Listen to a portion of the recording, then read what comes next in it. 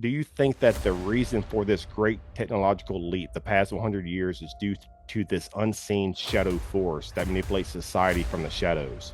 And if so, maybe one reason the shadow force is possibly helping with this burst in technology is because the shadow force needs us to be their worker bees and work as a collective so that one day we can eventually merge with the machines and help this shadow force finally have the technology to leave this prison planet. And the reason for them wanting us to merge with the transhuman artificial intelligence is so that we can survive in space and be their slaves off planet. They know if we merge with the machines, we will be perfect slave species that can survive the vastness of space. What do you think about Yeah, that? you're on to something very important, Michael. What's up, guys? Michael James with Beyond the Forbidden. Do you want to receive extra content that's not viewed anywhere else? Support Beyond the Forbidden on Patreon to receive plus content that is only exclusive to members of Beyond the Forbidden. Content like the full 2-hour podcast, bonus shows, full-length video interviews, behind-the-scenes footage with guests, and much more. So what do you have to lose?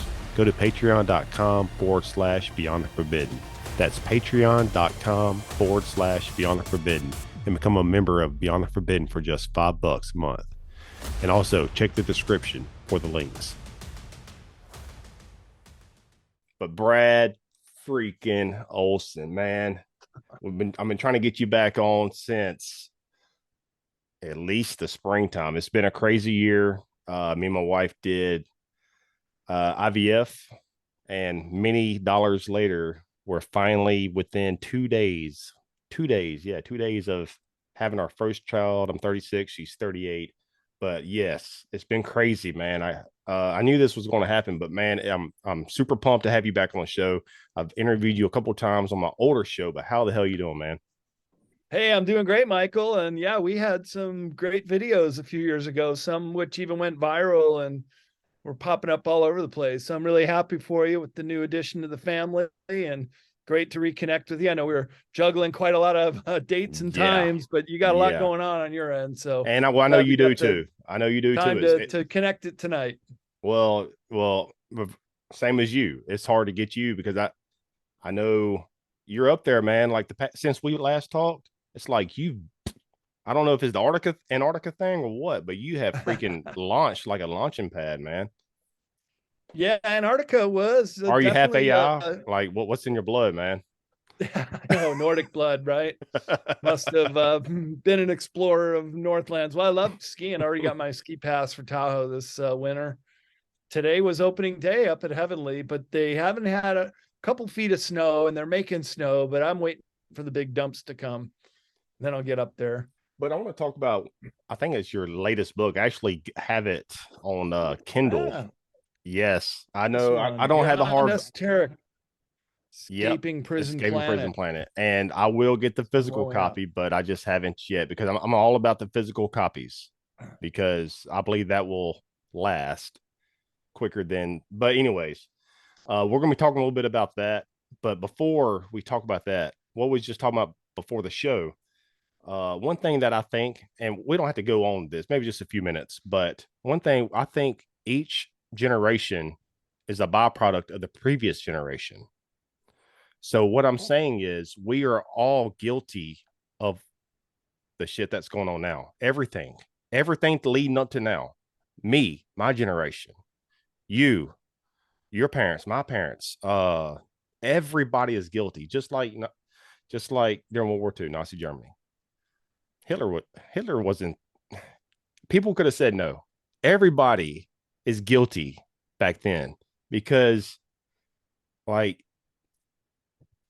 I guess what I'm saying is that all we have to do, Brad, is say no, and we can change the system overnight.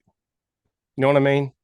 I do Like, know what you mean, and I would who's the agree with guy? that, Who's the? and just Go ahead. expand on it by saying it's also called our free will, and each Yeah, one of us has choices to make, and we have a right to make those informed choices.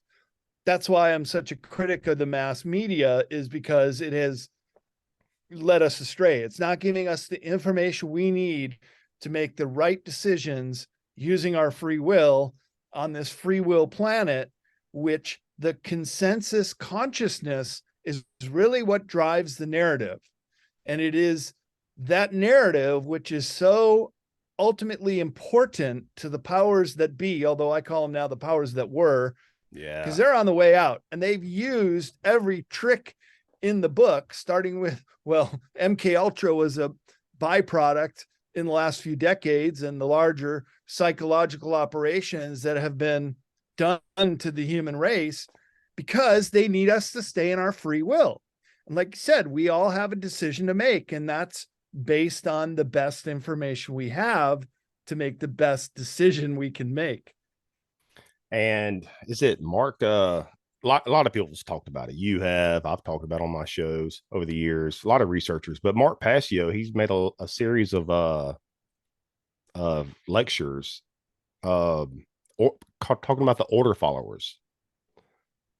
That's what it's about, man. We all follow orders. If we quit following the orders, you know what I mean? It's like, yeah, we can change the system overnight. We possibly get to have some type of disclosure overnight. I'm not saying possibly ET disclosure, but more transparency, more like just breaking through the vastness of the fog, the mist that is forbidden amongst our, our eyes. You know what I mean? It's like, I feel like we can, but that's very strong, is that, and I was an order follower. I was a military, military police, 6 years. wow.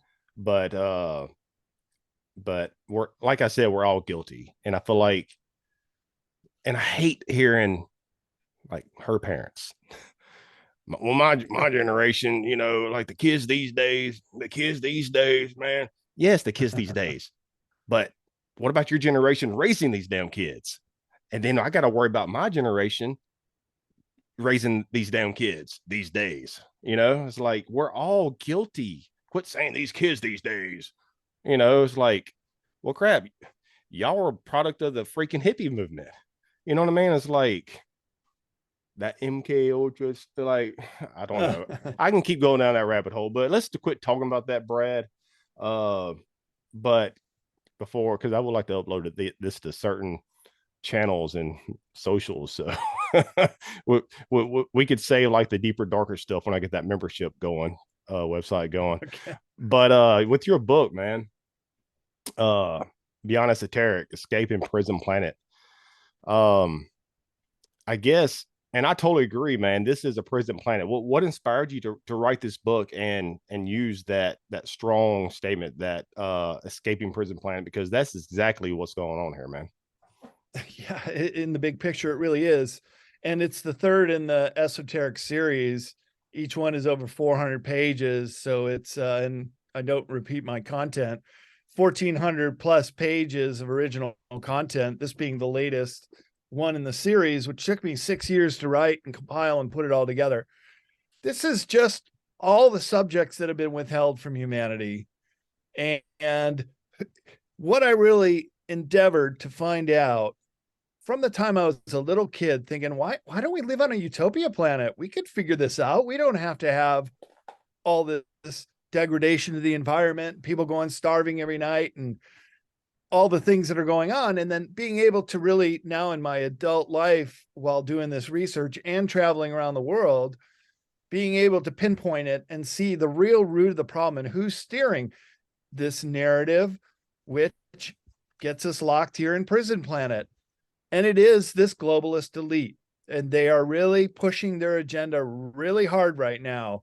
And when a lot of these theories, as they were called, turn into fact, the name changes from esoteric to exoteric. And I'm bereft to say that so many of the subjects I've written about are now coming true and are now becoming exoteric. So this will be beyond exoteric pretty soon. And let me give you an example. So just this last week was the G20 meeting in Bali, Indonesia, which Biden didn't go to and Putin didn't go to. But you know who did go was Klaus Schwab of the Hut and Bill Gates of Hell. So apparently now they are officially steering the government. And this is the news book in the first section, which I call neo-fascism, the new fascism that has overtaken governments of the world and is working its way into every single part of this country. And this is what we're up against. So why did I write these books? Is to just give people the information they need to make those informed decisions, to do as you said, and opt out of this dirty, rotten system.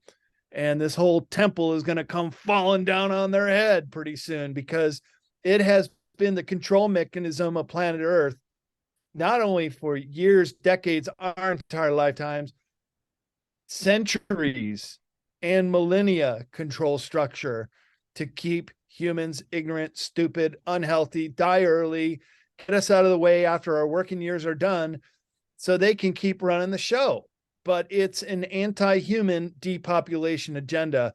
And we're right now in the middle of it, where humanity is even starting to diverge timelines, being there is now 2 human races living concurrently, depending on if you did that thing or not. And that is the organic humans, the purebloods. We're still following the course of the human race, believing in our immune system, not having to be given allopathic pharmaceutical, but following the organic human model of just living human 1.0, let's call them that. But now we have human Borg Genesis, a new kind of human, which is now split off. And this is what's really mind blowing to me, Michael. And we talked about it in some of our earlier interviews, is the 2 timelines that humanity's on. And I think now, in retrospect, from the last time we spoke, we can see quite clearly that there is this timeline one of releasing all this technology beyond our wildest dreams, even the med bed and new kind of health sciences that are going to put all the stuff obsolete in a day, but also those that have gone on this other journey. And isn't it interesting that people who have interacted with ETs from our future, like Dan Burish on the Project Camelot, and also Bill Wood, who talked about the yellow cube, which I feature on the cover of Beyond Esoteric because it's so incredibly interesting. Dan Burish was saying he was talking to ETs from the future, which were hybrided humans, hundreds of years from now, that are coming back to this timeline right now to ensure their very survival, that they will exist in these hundreds of years from now. And we also know that there's entire cities underground, including laboratories and all kind of cloning technology that is available. And this is all happening in real time. That's why it's so mind-blowing in this period to be alive right now and see all this changing just before our eyes, just in the couple of years since we've had a good long conversation. Oh my God, dude, man. And it's like, the more you research this, and this one thing I love and about your research, and kind of like Dr. Joseph Farrell, you cover many topics, many genres, because I believe that's what's wrong with the field of ufology. We're too focused on one particular thing. It's like a spider's web, or you can think of it like an ornament on a Christmas tree. You have a bunch of ornaments, but the agenda is that tree. Like, it's all attached to one. You know what I mean? It's all interwoven. And I believe a lot of this does tie in like an ornament on the tree to an age-old agenda. And one thing I found one thing, and that's what I love about your research. And I've been following you amongst some of the elite researchers too. You were up there, dude, with over the years. One thing that I think I have a spirit or something. You don't know if you heard that. Soap was in here, but one thing I have found that with your newest book and some of your other books, that correlation is Michael Desarian's Atlantis, Alien Visitation, and Genetic Manipulation. You can't hardly find this book anymore. I don't know if he even does interviews anymore, but some of this stuff is pretty good. And this what I'm about to read you is about to lead up to some other stuff. But from his book, and I got some of your quotes too from your book too. In spite of the efforts of many perspective writers, humans are still far from the understanding how their world and destiny have been shaped. Because of the children and the Nephilim are in charge of the media, we habitually find Atlantis put before us at a long lost paradise where a wise priest presided over semi-enlightened, sublimely contented people at one with their environment. The propaganda has been particularly effective in the New Age movement. New Agers must nostalgically over a long lost golden age. Unlike the elders and shaman of the world, they fail to realize the paradise that once existed was the earth itself. Yes, earth is where peace and harmony reside. Before the arrival of the Nephilim, that is, the Atlantean sorcerers knew it would take centuries for mankind to progress technologically. Ages would pass before civilization advanced enough for their descendants to rebuild the technical hardware lost during their great war of the gods. They realized it was their own violence that lost them the vast majority of their sophisticated weaponry and flying craft, and they knew that until it was rebuilt, they were trapped on Earth, never to roam the skies as before. But so that's from Michael Tsarian's book. And this, I pulled this from your book, chapter Technology Leap. Now I'm trying to think about this from your book, Beyond Esoteric, the chapter Technology Leap. I'm trying to tie this in before where we're about to trying to steer us in this certain direction.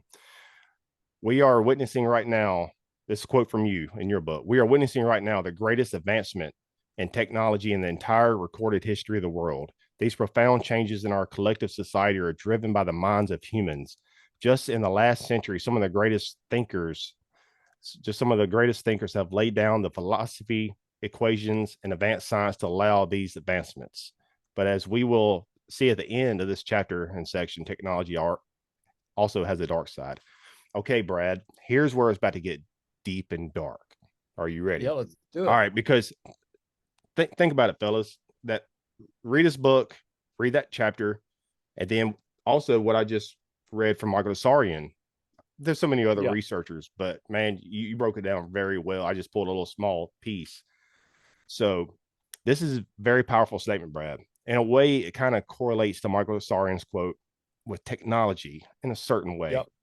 I recently read also, do you think that the reason for this great technological leap the past 100 years is due to this unseen shadow force that manipulates society from the shadows? And if so, maybe one reason the shadow force is possibly helping with this burst in technology is because the shadow force needs us to be their worker bees and work as a collective so that one day we can eventually merge with the machines and help this shadow force finally have the technology to leave this prison planet. And the reason for them wanting us to merge with the transhuman artificial intelligence is so that we can survive in space and be their slaves off planet. They know if we merge with the machines, we will be perfect slave species that can survive the vastness of space. What do you think about that? You're on to something very important, Michael. That's why I was trying to I wrote that down because after reading I remember some of Michael Tsarian's, I've read his stuff on and off over the years, and from reading that chapter in your book, I was like, oh my God, that just dawned, But yeah, I guess elaborate on that, man. Well, and this is the beginning of what I get into in this Ubermind section, starting with the Technology Leap chapter. And this is where transhumanism begins as well. And this is how the human race has split right before our eyes. So this other human 2.0, this human born Genesis, is going to use the technology in their body they already have with this thing, has then added new elements that actually make people patentable. Wrap your head around that. Because they're in patent law. You cannot patent anything organic. So a flower or an orange or grass, if it grows naturally, you can't patent it. You have to change a couple of the molecules around, not only spin it off as something as a hybrid. So seeds that are hybrid, or the Monsanto seeds where they're just injecting into the genome the changes, then you can make money off it. Then it's patentable. So just keep that in mind as we move into this whole transhumanist agenda, because there's always a profit motive behind it. It's just the whole adage that if you can't make sense of a story, follow the money. And the money is big in this field, and it is taking us down a path of no return if this is the fate of humanity. Just again, in Davos, or in the Davos group who's running this G20 conference, like, oh yeah, these young governors and presidents who are coming, oh, that they're independent, they have independent thought, yeah, they're going to do all their own thinking, but Schwab just happens to be there, and so does Gates. Now it's the billionaires that are running the show, and they're also running the politician, little puppets. Mm-hmm. And so another thing they were pushing at this Bali, Indonesia G20 summit was the Vax passport. They want to push that again. And if you like to international travel, like I do, then they want that to be a thing. So they're hitting us at every angle to get us into this transhumanist mode.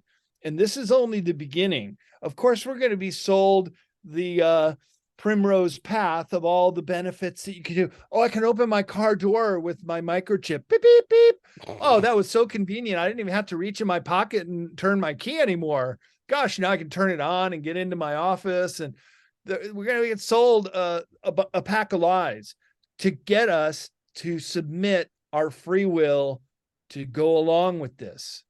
But boy, oh boy, oh boy, if the Old Testament didn't get it spot on with the mark of the beast, and it's going to be a tattoo, and it's going to be all these things.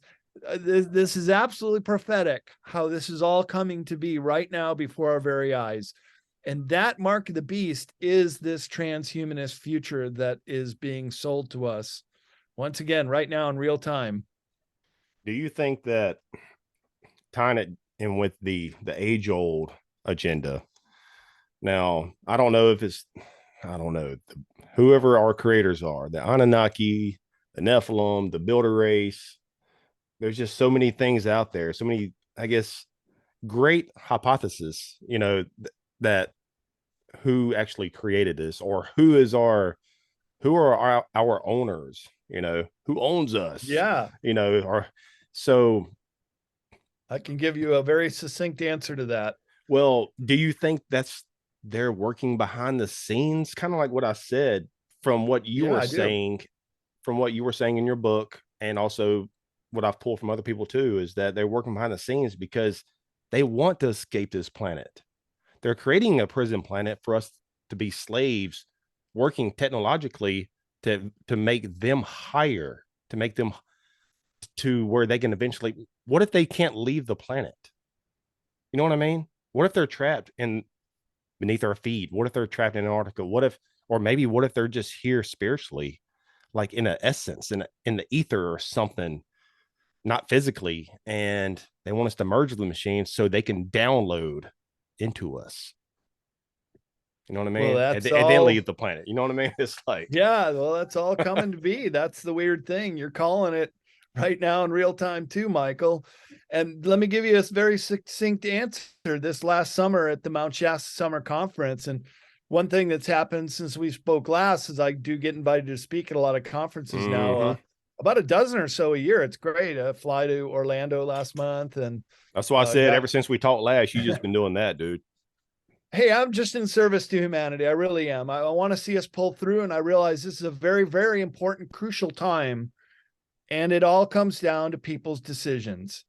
And it is a time that we absolutely have to opt out of anything that is going to compromise this temple called our body. So the very succinct answer to who owns this place was given by Alex Collier, who is doing among his very last public appearances. And he just did a Q&A in front of everybody, answering questions, people on the mic. And the question was, who owns planet Earth? And he said, the Anunnaki. They created us through their genetic experiments way back when, and they have been seeding us and working behind the scenes, like you said. So you can't look at the Rockefellers or the Rothschilds as being the top of the totem pole here. They're more like the colonels and the majors. The generals are these very human-like, but not quite human, very tall with elongated head, Anunnaki. And incidentally, Michael, all around the world, and I got a chance to go down to South America 4 years ago before my sailboat trip to Antarctica, and got a chance to see some of these giant elongated skulled beings, which are actually in museums in Peru and in Ecuador. You can go into a museum and see what does appear to be human-like, but then when you look at how big their skulls are, that's not human. And they don't have a central suture. The eye sockets are 30% bigger. The connection to the spine is also 30% bigger. So bigger head, bigger body. These are the giants that have been found around the world. I might be part Anunnaki because I was always said I had a big head too growing up. You know, I finally grew into my head. Your profile. It's got to be really pronounced back here, man. Got to be popping out the back. So, and I agree with the elongated skulls, and because they've been seen and people have been mimicking boarding, cranial boarding. Is that what it's called? Yeah. Been mimicking that for hundreds or thousands of years. Makes you wonder why they've been mimicking that. You know what I mean? You can do that. You can put a board on your head. It's called cranial deformation. And the Flathead Indians of Idaho did it. There are many examples around the world. They also did it in Peru. The Homo sapiens did it to emulate as much as they could on the back. But here's the kicker. In these elongated skulls, they have a cranial capacity, that is the brain cavity, 30 to 35% larger than humans. So I don't care how many times you wrap or board or do whatever you want to do. Yes, you can get the skull to move around. It's somewhat malleable if you continue to apply pressure. But what you cannot do is add 30% more cranial capacity, right? You can't have more brain. And all those features I just mentioned with the skull clearly makes them human-like, but not quite human. So who are they? I think they're the Anunnaki, and they've been here all along. Now, and I do think that they have been here. If it not exactly, maybe, I don't know. I've kind of went back and forth. If it's not the Anunnaki, it's somebody that have been here, this force. Brooks Agnew calls it the force, hidden force. I forgot. Yeah. I just posted on Facebook. It did pretty good a couple months ago. From an excerpt from a face-to-face interview that I did with him in Texas not too long ago. But I'm starting to lean that, they haven't really left. But here's the thing, Brad.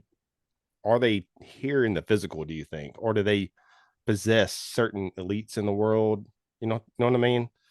Or are they hidden somewhere on Earth in the physical? They're hidden. Or like, is it the physical or is it these more spiritual essence, or kind of like they are the cosmic internet of Earth or something, and they want to possess somebody just like that their blood, that their cosmic Wi-Fi can just possess a certain elite, and they could be part Anunnaki. You know what I mean? Like, what do you think? Are they here physically or more spiritually or whatever?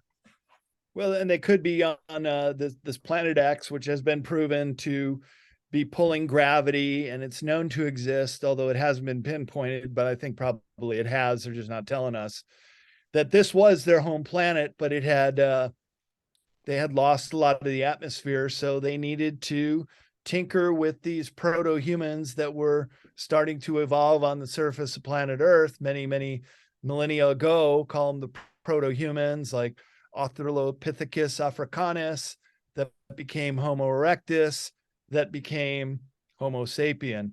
But there was some tinkering involved, and even the inventor or the discoverer of the DNA, named Francis Crick, he was noted as saying that to go from Homo erectus to Homo sapien with as much advancement in so little time would be like if a 747 plane was just disassembled every single part out on a big football field, and you and I were expected to put it together and fly it.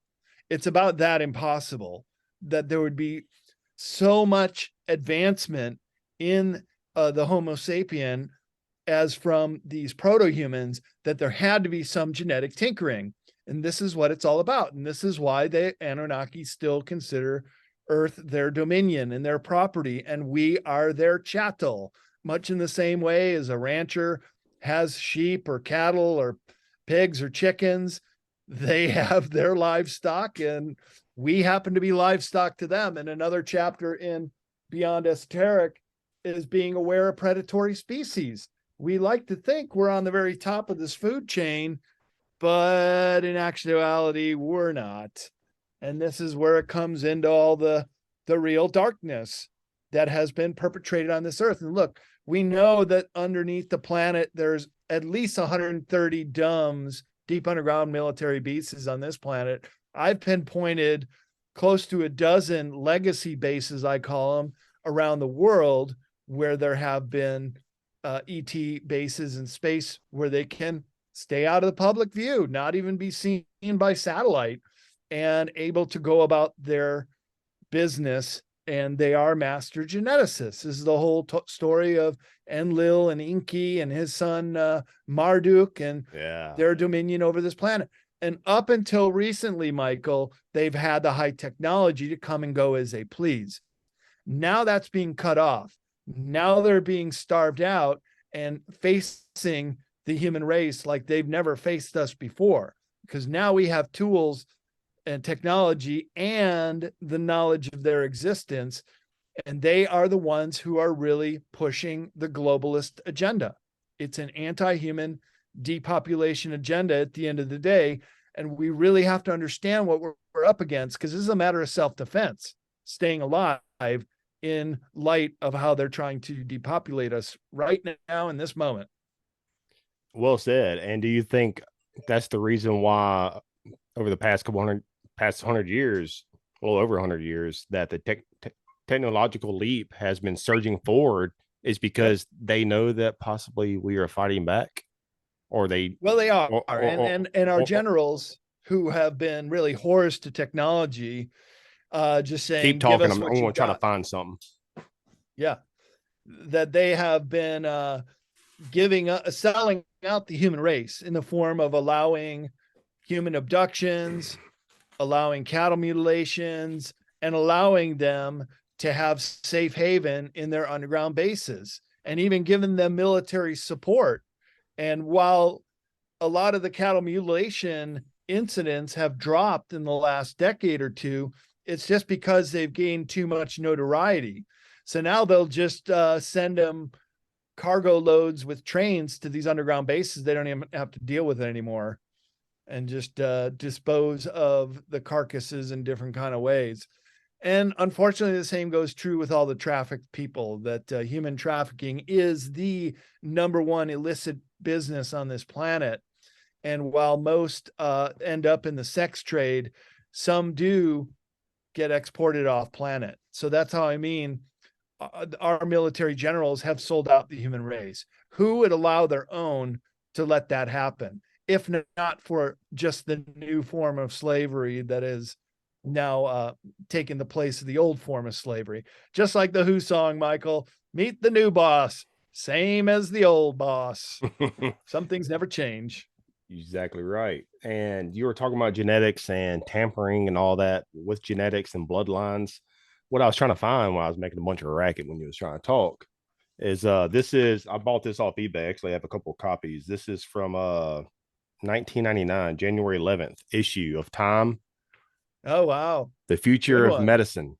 The Future of Medicine. Serpent. Isn't that funny? How genetic engineering will change in the next century. Why the symbology there?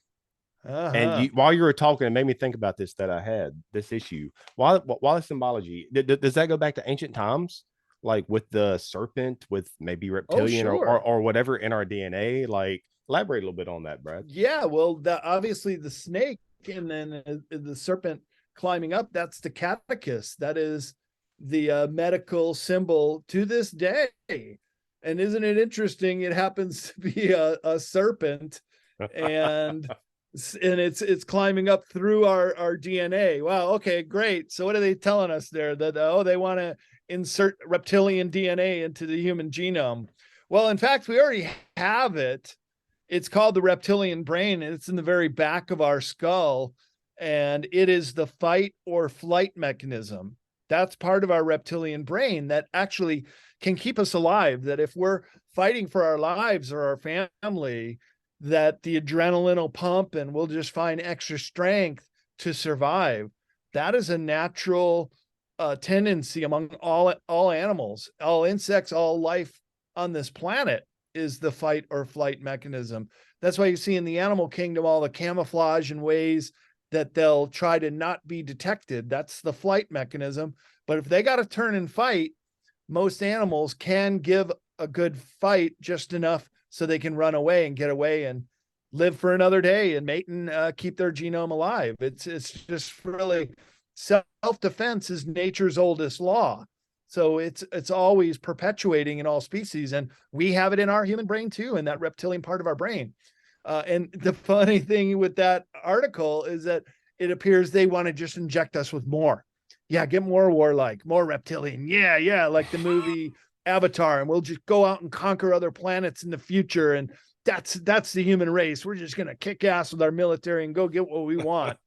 And that's the split we're seeing right now. And if we go down timeline 2, it could be an Avatar future for the human race. But if we go to timeline 1, we got to clear this planet of these dark entities and allow the human race for the first time in their existence to blossom and look out for one another and heal this planet. And do you think that you was talking about missing people or whatever, trafficking and stuff?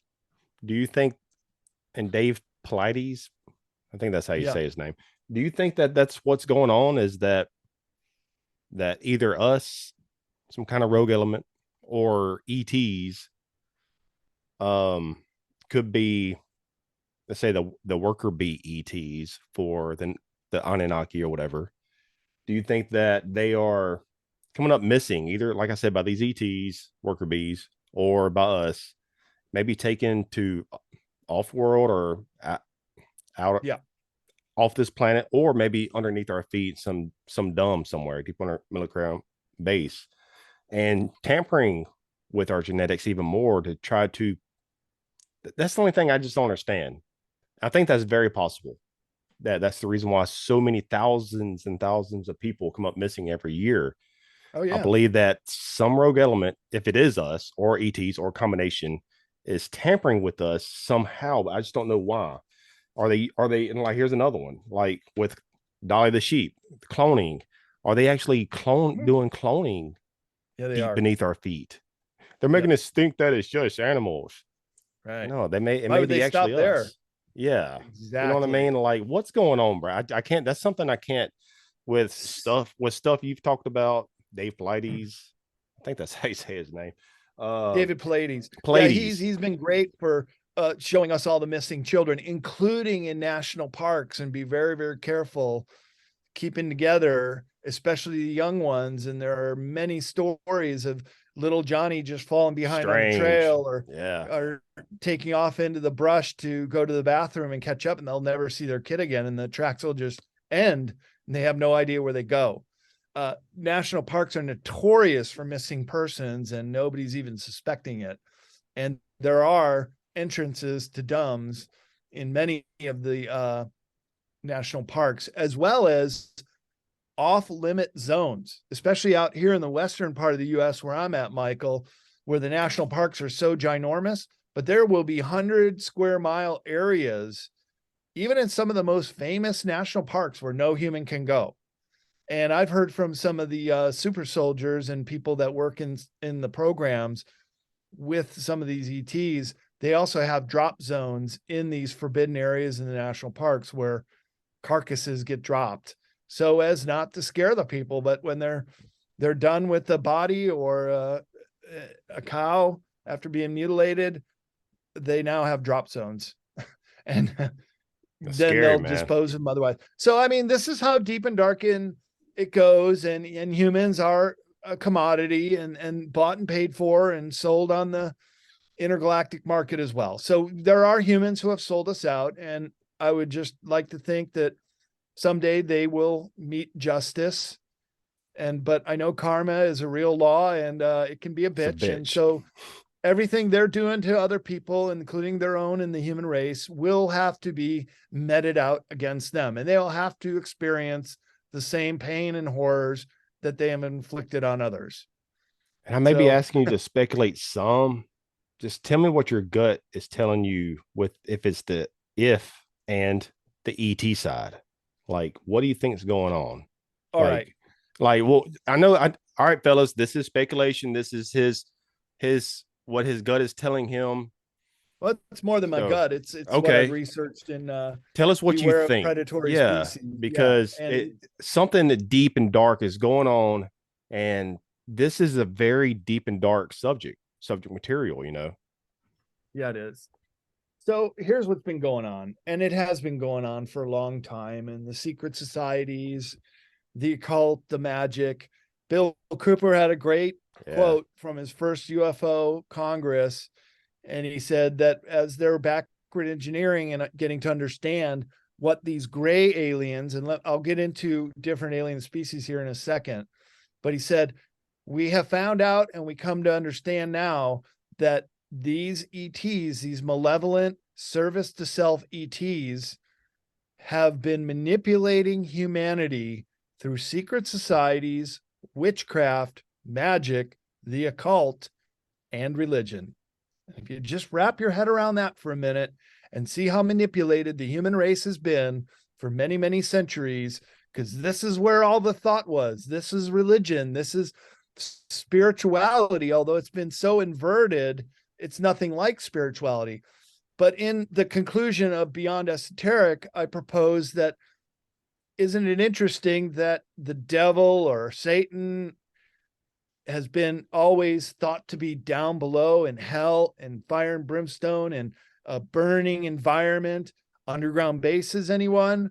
Isn't it interesting that there's these legacy bases that are mostly reptilian or gray aliens? Now, gray aliens are made out of a test tube. They're all synthetic at this point. Even the ones that are coming back from our future, our hybrids, they needed our DNA. And this is really what the human race is as far as being a commodity. It is our genome is so valuable. So you got that Time Magazine article. Yeah, you bet it's all about the genome and the blood. And so, yeah, the future of medicine. Oh, okay. Medicine's going to make us more reptilian. Good one, Time. Way to predictively program that headline article. I love it. They tell us what they're doing, and that's part of the free will, Michael. They got to telegraph what they're up to. Dude, that was in the 90s, perfect man. Examples. That was in the 90s.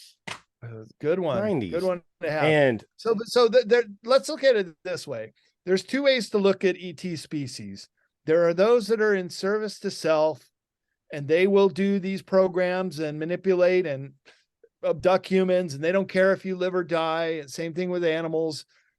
And then there are those that are service to others, the benevolent ETs that do want to see us ascend and will help the human race, but they have to do it from behind the scenes.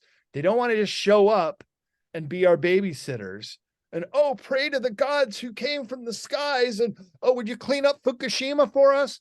No, we get into these messes. We got to clean up our messes. But at the same time, we have had this age-old manipulation from these malevolent ET forces, and these are predatory species. So waking up to all this is how we started the show. You're opting out of allowing this to happen. Just remember, every vampire movie and every story you heard about the vampires, you invite them in. The woman leaves the door open and the bat flies in the window and she's just intrigued and then spellbound and then manipulated and sexualized, and then in come the fangs and they suck the blood. That's based on truth. Those are energy vampires, and this is the kind of vampirism of these malevolent ETs, which is this Archon network, this lower fourth dimensional realm. And this is where people that don't want to incarnate or move on after they die. This is the realm of the ghosts and what we could describe as the demons of the Bible. But I think now it's more easy to understand them as being these reptilians. That's what they've always been. And so these malevolent Anunnaki are also part of it, that they Is it are allied together and they work together. And it was always for the control of the planet, but now that is being wrested away. And we find ourselves in the situation we're in now. could that tie to Inky? You bet it does. It's all about that. So what they did was take advanced Anunnaki and reptilian. Human genome has 24 plus different markers to ET and other species races, including the reptilian, like I said, with the reptilian brain in the back. There are others. We're also part Pleiadian. We have Lyran in us. These are the human types that have made us very advanced. And Alex Collier will even say, we have the royal DNA because we are this emerging species and we're interracial, marrying blacks, whites. Everybody is becoming everyone, right? That's actually good for our genome. It is strengthening our genome. It is making us a rock solid future human genome that isn't degrading. We still make love the natural way, and that's very, very important. That's where the Greys went awry. They just stopped having natural sex and natural childbirth. Yeah, then they became master clone to do what they're doing, but a mule can't eventually reproduce no die more out either, that though. way. A mule can't Say again? reproduce anymore. I said a That's mule right. can't reproduce anymore. So if they That's keep right. tampering with this, is that going to hurt our future? You know, Right. it And just that makes they you will have wonder. to come back to get human genome or go to other planets where there are these other emerging homo species types like a Homo erectus.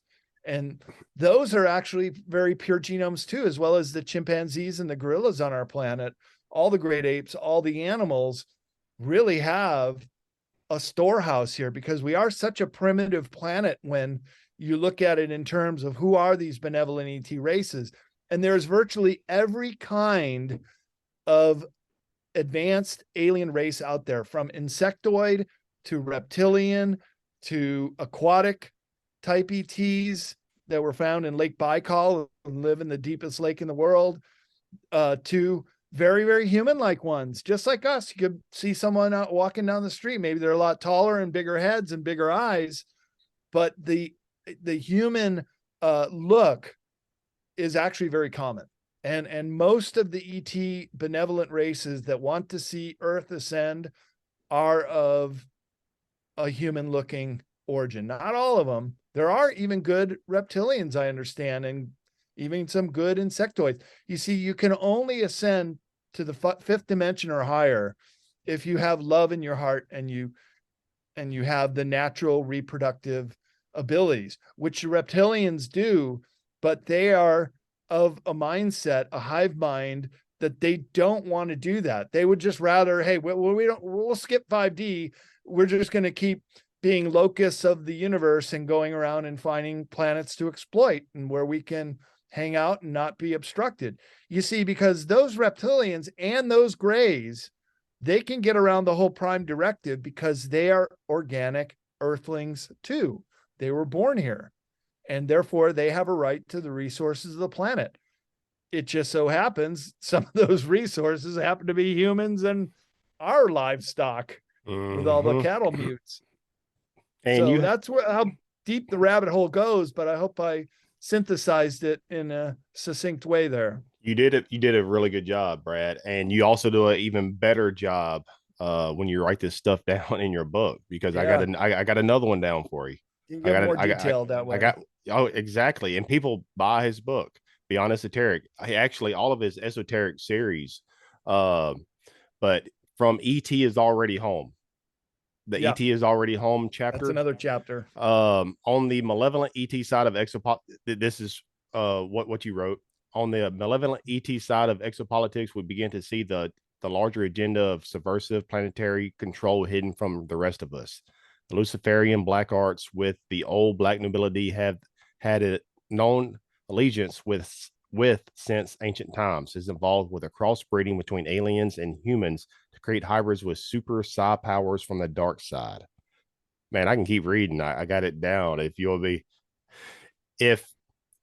If true, then psi power is a Luciferian black arts power provided by aliens to a certain select group of humans who have been deeply involved with them for many generations. For those that doubt this, do some basic research on Aleister Crowley and how a great alien ET type appeared to him inside a pyramid in Egypt. This same power was sought by certain top SS Nazi officers in the basement of Wellsburg Castle. Wieselberg. That castle. These gatherings were related to their occult organization, the Black Sun. Some experts believe that it was a cult connection to these alien ET spirit guides that provided the advanced Nazi weapons technology, including anti gravity craft and perhaps even time warping. It also gives a new meaning to the concept of selling your soul to the devil. And that's all I have right there. Hey, good way to segue into this. Well, what you were talking about, Brad, segued pretty much into that. It all ties in, man. Does that look familiar? We talked about we talked about that before. That's the audience hall at the Vatican. Isn't it interesting that it looks exactly like that snake that you just showed on the Time magazine cover?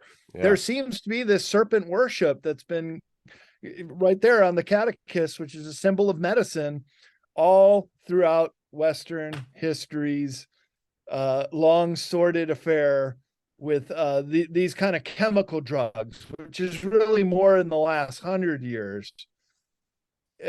But if you look at this serpent cult going all the way back through Western civilization, even into ancient Egypt, into some of their mystery schools, and also in the Far East, once again, it's reptilian influence on the human race. It has been so pervasive for so long.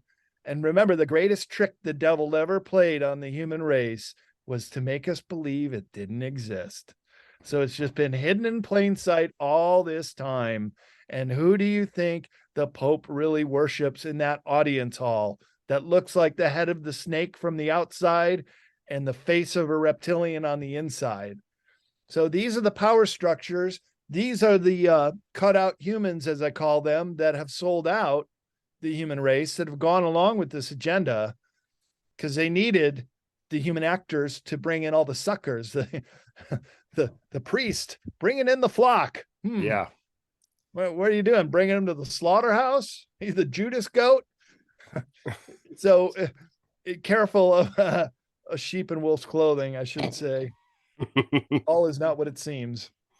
So you were talking about the Vatican, and yeah, man, and we talked about a little bit about that several years ago, and I'll try to give the link to some of our stuff in the description below for newcomers. But man, with the Vatican, you know what, I don't remember who I heard this from. Man, it could have been you. I don't know who I heard it from. So I apologize for not paraphrasing them properly, but yes, dude. But those ones, yeah. But also I heard that they could be the modern day Roman Empire also, to go back further than the Nazis. Well, it is. Yeah. And it was me that told you. And then that traces back to ancient Egypt. Keep in mind, a pharaoh in ancient Egypt was a man like you and me, but he was revered as a living god, right? So after Julius Caesar was killed, his nephew, Augustus Caesar, became the first emperor of Rome. And then there was a long string of Caesars who ruled the Roman Empire. And the Caesars were considered living gods. And now what do we have? The Pope in Rome with his ear directly to God. So it's a straight continuation, corruption of how we have to listen to these guys to have some kind of spiritual purpose in our lives. I mean, where do you get off on that? So Rome never failed. Been a very effective tool for a very long time. And like that Bill Cooper quote, this is one way that aliens have manipulated humanity: secret societies, witchcraft, magic, the occult, and religion. Powerful. And what I read from your book also, man, from ET is Already Home. I meant to say, dude, that's powerful, man. That's powerful stuff. And people, you need to buy the book. He's a very good writer. Like a lot of these things that I can only dream of, and just things that scramble in my head like that. You placed it down in words, and so Rome never fell. So No, the Rome never fell. And you know who is it's hiding the in plain sight. Yeah, Octagon group? Have you heard about this? Is now being exposed that the Octagon group I heard you mention it, but I forgot though. up in Switzerland. Yeah, So they are the pharaonic bloodline of age old. So it just passed right on up through. Who are the military force in the Vatican? They're called the Swiss Guards. So this is the tie-in. Now we have a Jesuit white pope and a Jesuit black pope. So the Jesuits have won. They have now taken over the Roman Catholic Church, and they were designed as a military order, and they operated that way, and now they have done it. Do you know that the Vatican has ambassadors that go to other countries? It's its own city state right there in Rome. I've been several times. It's totally autonomous. It follows no laws or rules of Italy or the city of Rome. If there's a crime that takes place there, it has to be the Vatican police that handle it. Roman police can't even enter the property to make an arrest, even if something blatant is going on. And I do describe the rent-a-boy ring that has been exposed. And this is through my work with Leo Lion-Zagami. I published 5 of his books at CCC Publishing, the first 3 in the Confession of the Illuminati series, Invisible Master, and The Last Pope, which I wrote the foreword to. So I'm well acquainted with this power structure and how they have been very effective. And now let me just preface this by saying to all the Catholic listeners out there, I am not knocking you. I know that faith is a powerful thing, and there's a lot of great Catholics who have done great work in the world. What I'm saying is, the way our hierarchies are set up on planet Earth, it's very easy to hack the very top of the pyramid. All you have to do is influence the top dozen, or what's the population of Vatican City? Only about 565 people. not much. Right. That rule the entire, over 1 billion people are Catholics on this planet. You only have to get to those dozen or so top people to rule them all in this hierarchy system. Now, you said you were in the military, you know all about a hierarchy and who your commanding officer is, and taking orders and not objecting if you're given an order that feels wrong to you. You don't have a choice. And that's the way they've set it up so cleverly and brilliantly that there has been no chance to even resist, even if you saw how wrong it was. That's how lock, stock, and barrel it's been. That still makes me guilty, though. But I feel like it still makes me guilty if I was to, or anybody or us, if we were to order to do something that we thought was wrong and we fulfilled that commitment, fulfilled that order, we could have said no. I think that's what's wrong with us, and just like you have talked about with Rome, the Vatican, and other elites in the world. I've heard you talk about on many other shows, and even mine. Yeah. That the reason why I've heard you say that all we had to do was say no, but the thing is, paraphrasing the things you've said, but they precisely manipulate things to where it's hard for us to say no, something like that. Of course. You know what I mean? Why would they want us to have free choice and free will? They want us to think we don't have it. But I'm saying it is your birthright that you have it. Just like when you were born on this planet, you're going to need to breathe. You're going to need to eat. You're going to need clean water to drink. You're going to need a shelter. Those are your birthrights. Just being born, like every animal and every living species, has a right to exist and a right to live. But they don't want us to know that. They want to start charging us even for water now. The water wars that are going on, and they're sapping the aquifers of all around the world, really, and trying to turn around and sell it to us. They're trying to make everything automated, it's just insidious. The amount of the tentacles of this globalist empire, how it's really like an octopus, octagon group that has used the corporations, printing press of the money, owning the media, bought and paid for judges and politicians. They got it all. Their new world order plan is very, very close. They think it's still going to succeed, but I think they're going to go down in a the biggest failure of some of the systems that have run this planet for centuries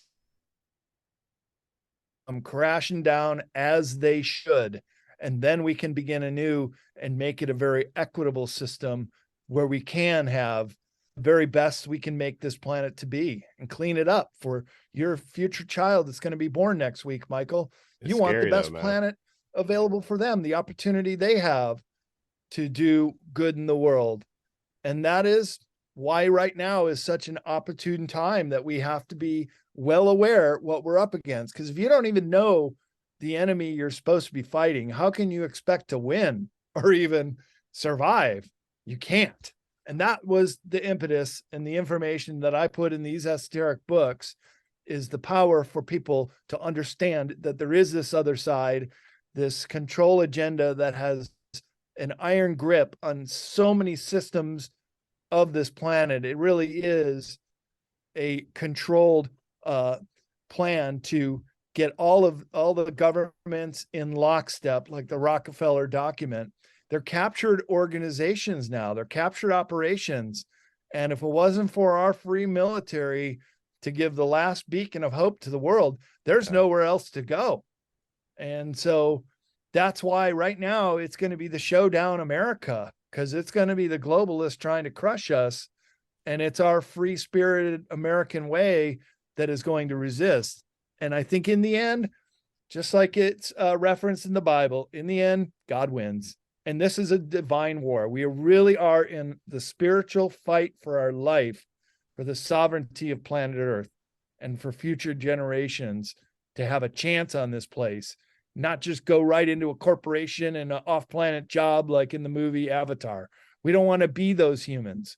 We want to be sovereign human beings that care about each other, that preserve this planet, and educate ourselves in such a way that nothing gets held back. So we'll enter an age of transparency where just there won't be any conspiracies anymore. And there's actually technology that can help us do it in the form of this yellow cube, which I featured. It's so important. I put it on the cover of the book and go into it quite extensively, what potential it has and what we know about it, and how it's also been used to try to game the system for the globalists. That's their timeline too. That's why they want to get us into World War III right now.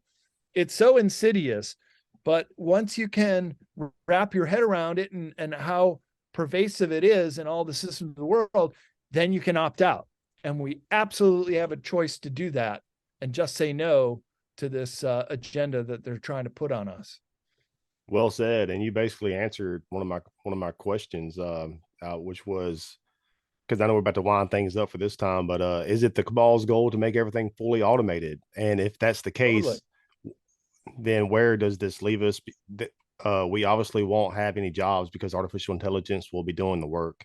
Is it part of the agenda in which the elite get richer and the average Joe, like me and you and others watching this, can barely make ends meet?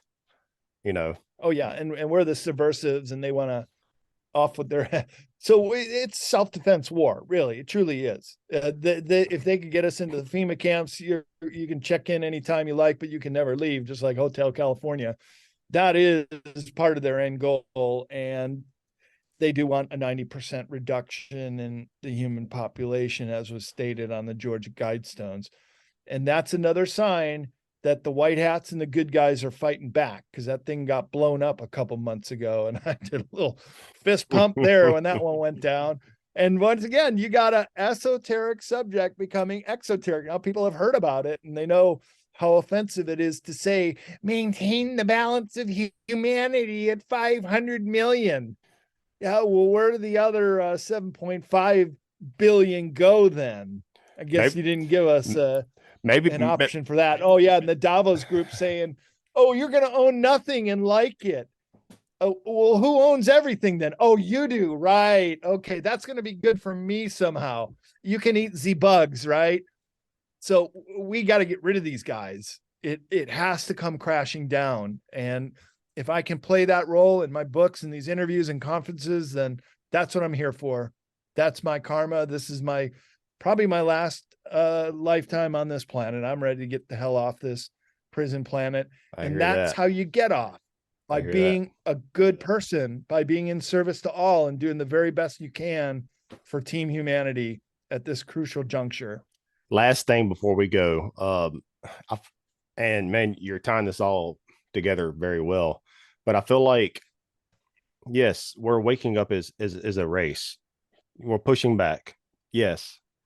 But man, I feel like it's just not enough. You know what I mean? And I'm a very optimistic person, but I can come across as a pessimist because I feel like people just need shit to hit the fan. I'm not talking about the past couple of years with the C word. I'm talking about something worse than that. Like I feel like we haven't been pushed hard enough for us to wake up. But the thing is, if we get pushed hard enough to wake up like 90% of the population or 100, whatever, I feel like maybe too late by then, just like Nazi Germany. Well, they're waking up around the world. Yeah, there's huge protests in Europe and in other parts of the world, but there's an old saying that Americans won't do nothing. We won't get off our big fat butts until we feel the pain, till we really get pinched. Oh, and then we're going to get up and we're going to kick some whoop ass. But we haven't quite gotten that a stress point yet. But they even call it this, a strategy of tension right now, that they're going to try to really tighten the screws all around us. Well, 60% of Americans are living paycheck to paycheck. So once they crash the system, and it's coming, but this is the globalist last chance. So they would resist to do that till the bitter end, but they are now getting cornered and a lot of their systems are being dismantled. It's a military operation. It's also a spiritual war that's going on right now for the very heart and soul of the human race. That is what is at stake at this moment. And so we all need to have some skin in the game. And look, I understand not everybody can get out there and do a radio show like you're doing or write books, but all you have to do is hold the space, hold that consciousness that you understand that we're not going to take it. And we have to preserve what we have for this human race moving forward from this point on. We're not going to take any more of the jabs. We're not going to take these mandates. We're not going to take what they're going to try to throw down our throat. We're going to band together like good human beings and help each other out and get through some dark days, which I'm afraid are still ahead of us. But we have to go through the darkness of the tunnel before we pop out in the light.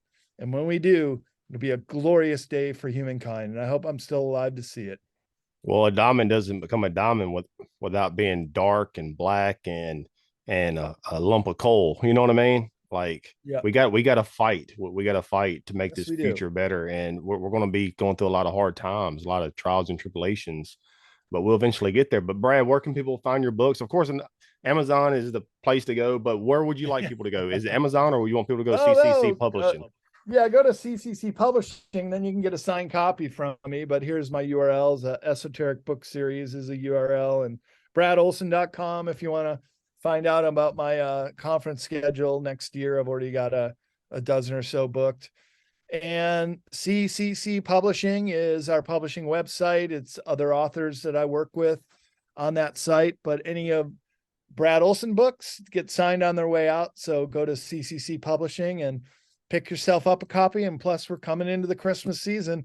Makes a great stuffing stalker to red pill that family member you have. And I do not waste time in my books. I get right to the meat of the matter.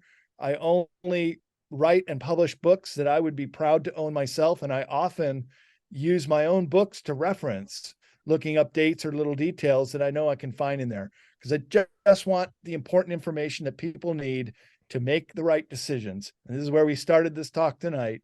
It's all about your free will and enforcing it and being fierce about your body is your temple, and only you're going to have a say for what goes in it, or our children who are quite innocent and don't have a voice for themselves. And that's how we get through this, Michael. And you know, we've been through this already in the last couple of times we talked. This whole thing is blown up on its head, and here we are a couple years later, and we're still able to have this conversation. So I am very optimistic, like you, that we are going to pull this off, and we are going to come out much better civilization and race of people, but we got some dark days ahead of us.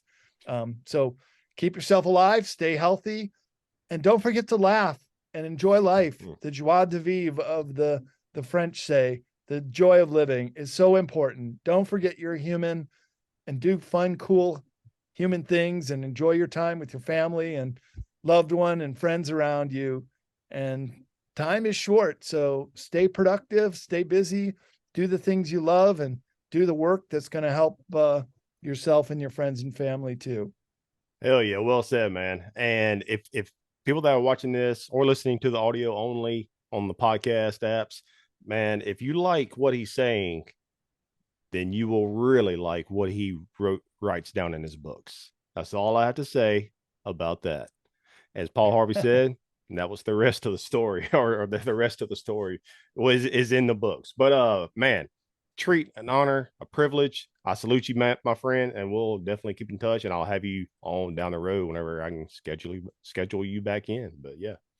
Hey, you bet, Michael, and good luck with the new one coming on the way. And so great to reconnect with you again, and really had a great conversation with you as per usual, and looking forward to the next one too.